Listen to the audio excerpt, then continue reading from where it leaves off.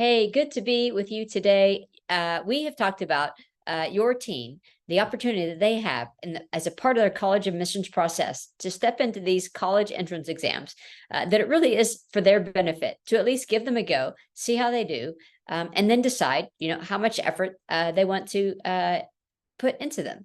And so now a question would be ACT or SAT. That's a question I get from some parents and from some students. And I would encourage you to consider both. Yes, yes, ACT, yes, SAT.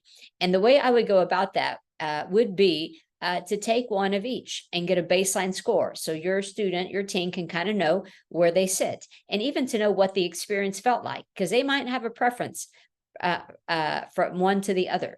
That may have just been a better experience. They like the feel of the test a little better. They found it a little easier, and so those are good things to consider. And while our region is typically a little known for ACT, it's very important to be sure to check into the school, university program that your teen's looking to go into to see if they have a preference of test which students submit.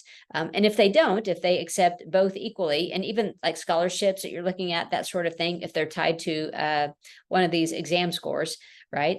So if they're open, again, take one of each, see how your teen does, compare the scores. Did they score higher relatively on the ACT than the SAT, or vice versa, right? If so, I would go for that one test, and train, practice, prepare, so that they can do their best on that one. But at least they have an option, right, to check it out, because the two tests are a little different. The ACT has 4 different test subjects, although it really only tests content on math and English. There are reading and science categories, but they're both really reading tests. The SAT only has math and English, which is comprised of reading and writing. And so they're really different in their questions. ACT typically has shorter, more direct questions. SAT is a little more open-ended. And in fact, on the math portion of the SAT, there are actually some questions that are not that are not multiple choice. They're free response.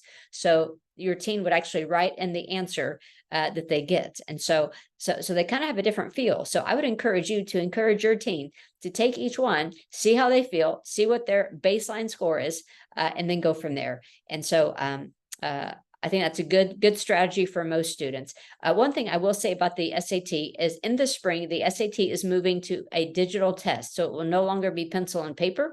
And so that might affect your teen's experience. They might prefer paper and pencil. And if that's so, ACT is sticking that way, at least for a little while longer.